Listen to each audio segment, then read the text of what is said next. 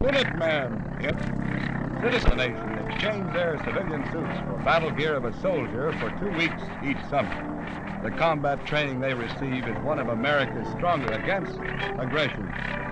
In Southern California, the 40th Armored Division trains throughout the year in armies in 42 communities. They take to the field each August to translate their tank and big gun classroom training into proven battlefield techniques.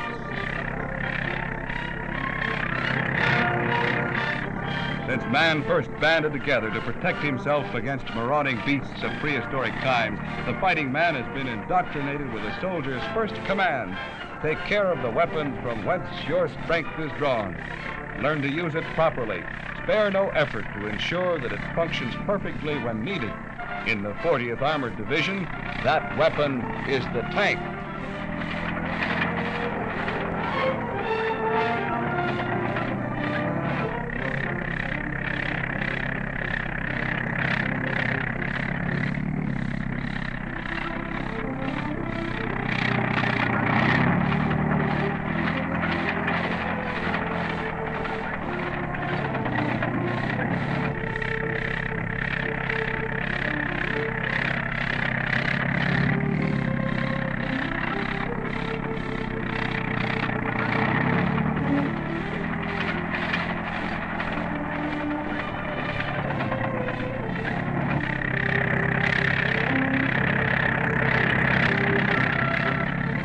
Tankers training revolves around the squat steel monsters, which give the division its massive striking power.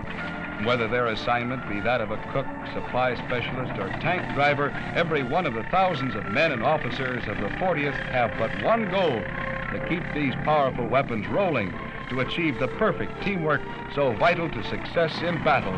Mobility, firepower, shock action.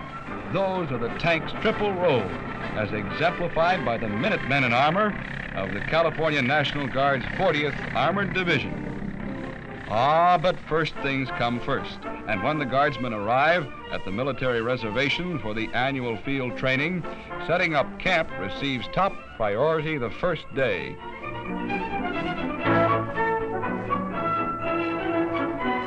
One of the most vital functions in a fast-moving armored force is communications. Miles of telephone wire must be strung and effective radio nets put into action in order that tank commanders may maintain a constant contact with all elements of their battle team. Important, too, is the traditional Army sack time. This soldier gets time to relax and read a letter from home, but mess call sounds. Easy there, man. There's plenty for everyone. But there's always a chow hound, and this one's first in line. Yes, there's time for rest and relaxation, but these young Southern California recruits have a lot to learn about the difficult science of modern warfare, and the combat-hardened officers who lead them know that there's no time to waste.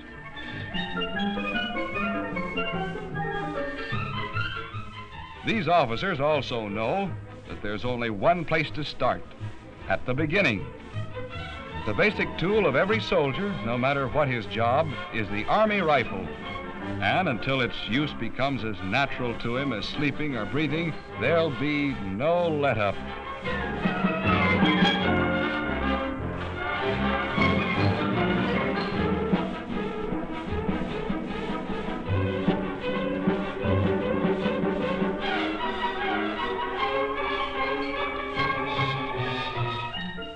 But the day finally comes when the preliminary instruction is over. It's time to test these newly acquired skills on the firing line with live ammunition.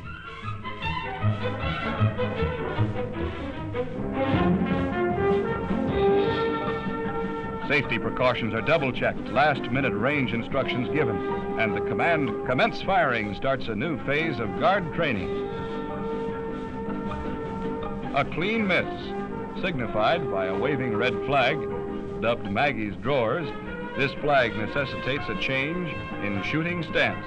Breathe and squeeze, soldier.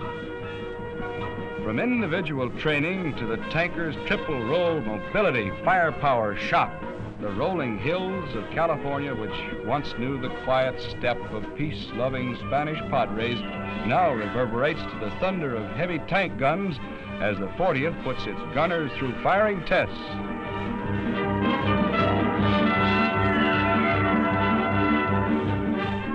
Throughout the tanker's training, the one word he hears most often is teamwork.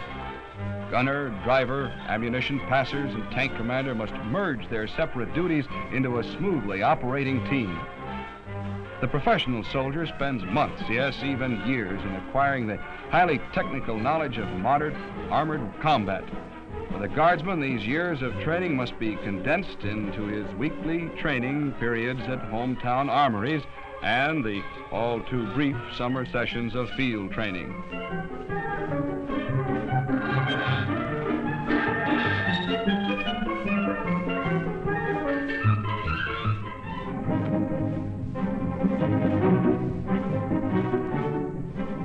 The eyes of the 40th are the planes and crews of its light aviation unit, an integral and very important part of every fighting division.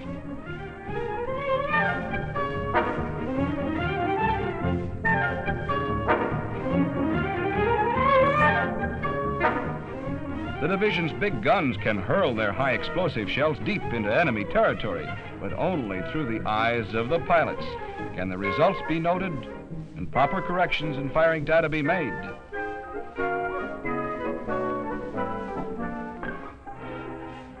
Coordinated with Ground Control Center and with ground observers, the small planes ensure pinpoint accuracy for the tank guns and their highly mobile supporting weapons in the artillery.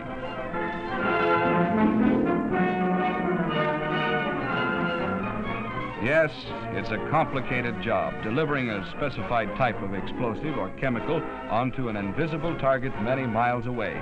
Numerous men, experts in their jobs, are required in such diverse roles as map plotting, communications, and the mathematical calculations of firing data before the gun crew can actually send the shell toward its destination.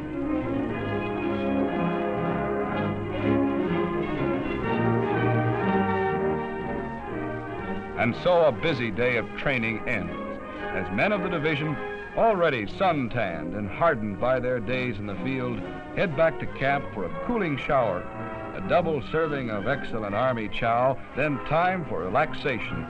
Movies, hard-fought boxing match, or softball game, or just plain rest.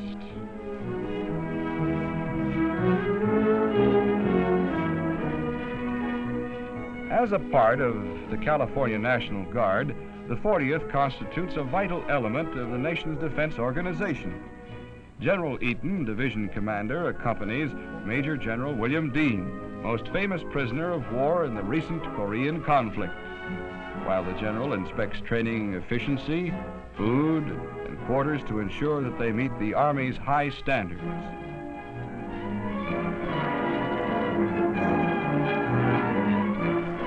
Well pleased with this inspection, the general departs for other 6th Army activities.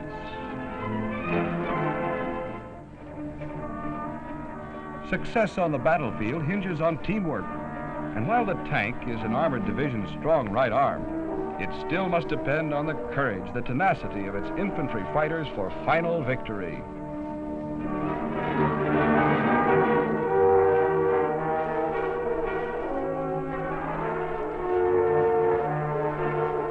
Today, modern new weapons can blast whole cities into oblivion, and the important role played by the foot soldier is often forgotten.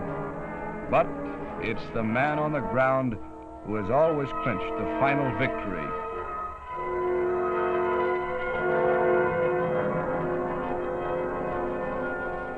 '40th Infantrymen rehearse their lessons in the fields and mock villages of a California Army camp.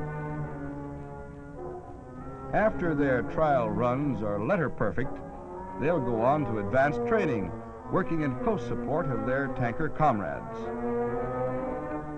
An important skill which each 40th soldier must master is the ancient art of hand-to-hand combat. A man's life and that of his buddies may someday depend on his ability to disarm or subdue an enemy with nothing more than his bare hands.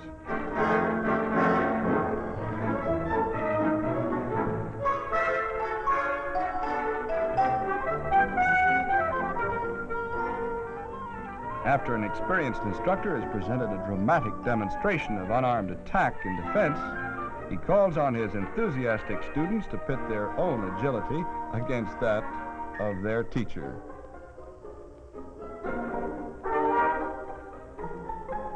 And finally, the guardsmen are permitted to practice their newly acquired skills on each other before going on to another subject in the jam-packed 2-week schedule.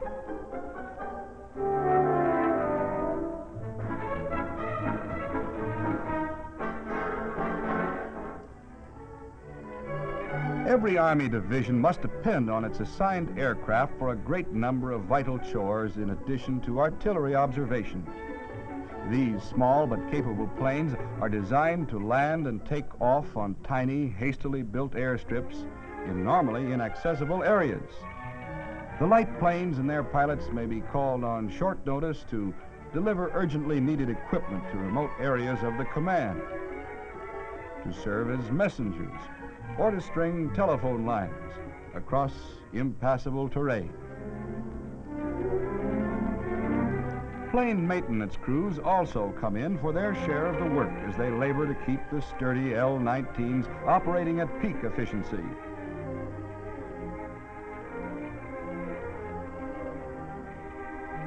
An armored division must move swiftly and strike hard. So there's no place for fancy hangars or elaborate repair facilities.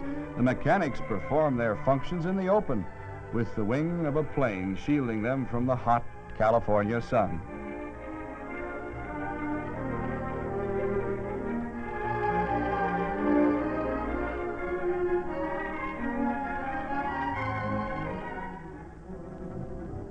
Off on another mission, 2 planes take to the air.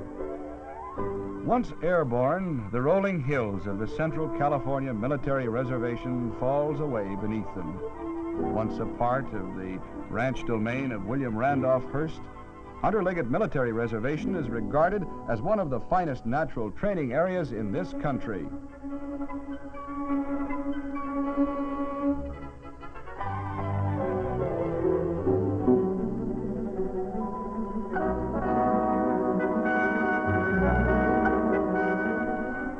Another mission completed, the pilot returns to the main airstrip, one of several scattered throughout the division training area. After a quick engine check and gassing up, he'll be ready to take off on his next assignment.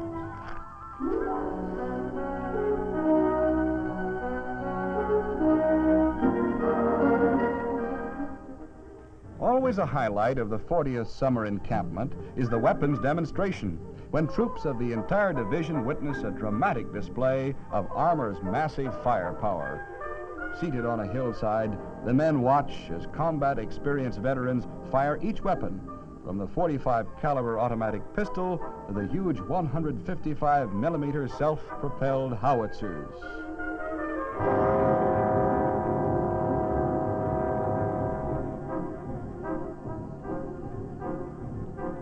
Each guardsman has learned to use his individual weapon. Now he is shown how his weapon blends into the carefully planned firepower of the entire division. The awesome potential always impresses the new guardsman with the importance of thorough training.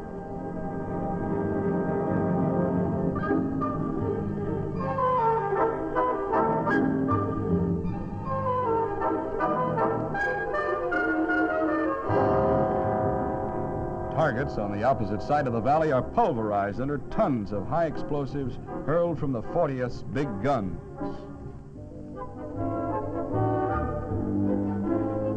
Troops are reminded again and again of the Armored Division's triple-pronged role in modern warfare: mobility, firepower, shock action. As the demonstration continues, officers with the experience of 2 wars behind them tell the recruits how to achieve maximum results with the unprecedented firepower available in the 40th.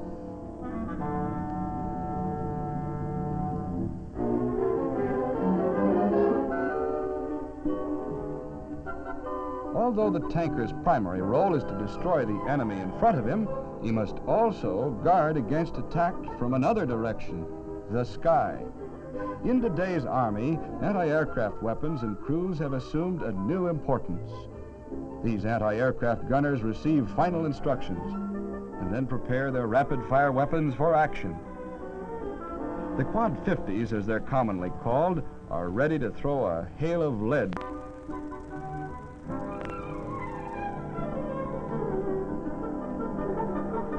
The plane's flight is directed by a qualified pilot working with a remote control unit. With the engine functioning properly, the RCAT, held to its course by a cable, buzzes around the circular track, and then, in a moment, it is airborne. The carriage drops. Now the gunners are ready to test their skill against the fast-moving little robot, as elusive a target as any full-size plane, but much less expensive.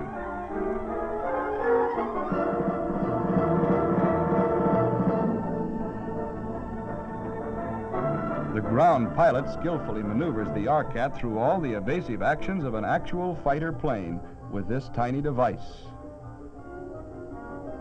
Tracers arch skyward as gunners put to use the lessons they've learned in armory classrooms. Top instruction and lessons well learned really pays off.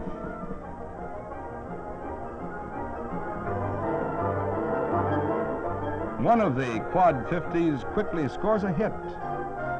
And then, out of action, the target plane floats to Earth by parachute while the happy gun crew celebrates.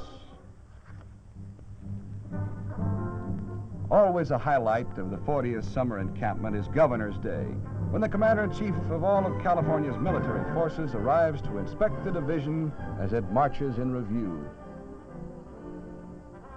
3 times the 40th has fought for its country, and Governor Goodwin J. Knight and General Eaton briefly recall honors earned in Korea, where it held a portion of the battle line against the communists.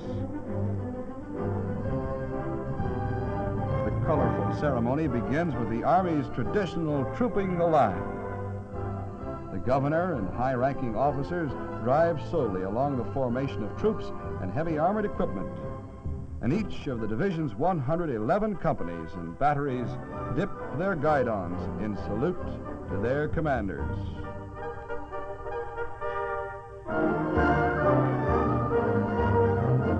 Men from almost every community in Southern California are in the ranks, many of them veterans of both World War II and the Korean conflict. Massed 40th colors wave proudly, all of them bedecked with battle streamers won in the service of this country.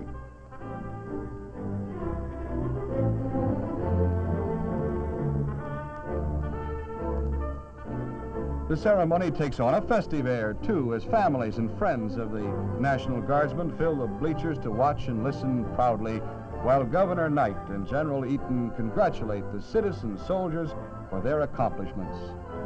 Also on hand to watch appraisingly are ranking representatives of the regular Army, under whose tutelage the Guardsmen conduct their intensive training.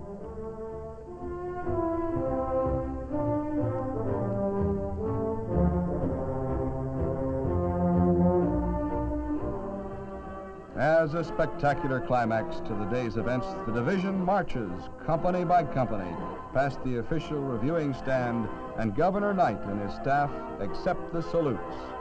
Sun-tanned, hardened by 2 weeks in the field, the troops proudly demonstrate the efficiency of their rigid training.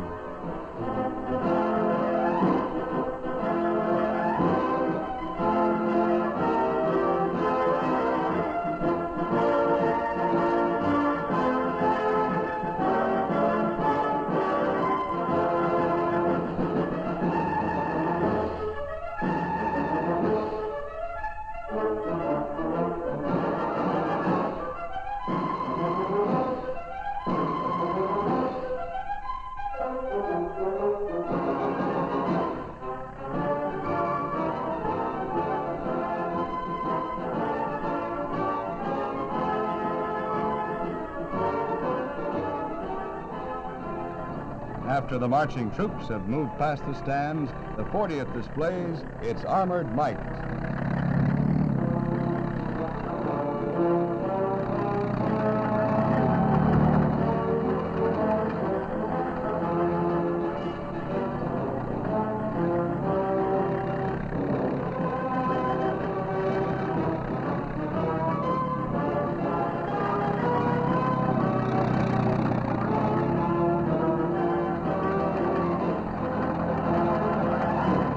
This, then, is the 40th Armored Division, the largest, the most potent military force in Southern California.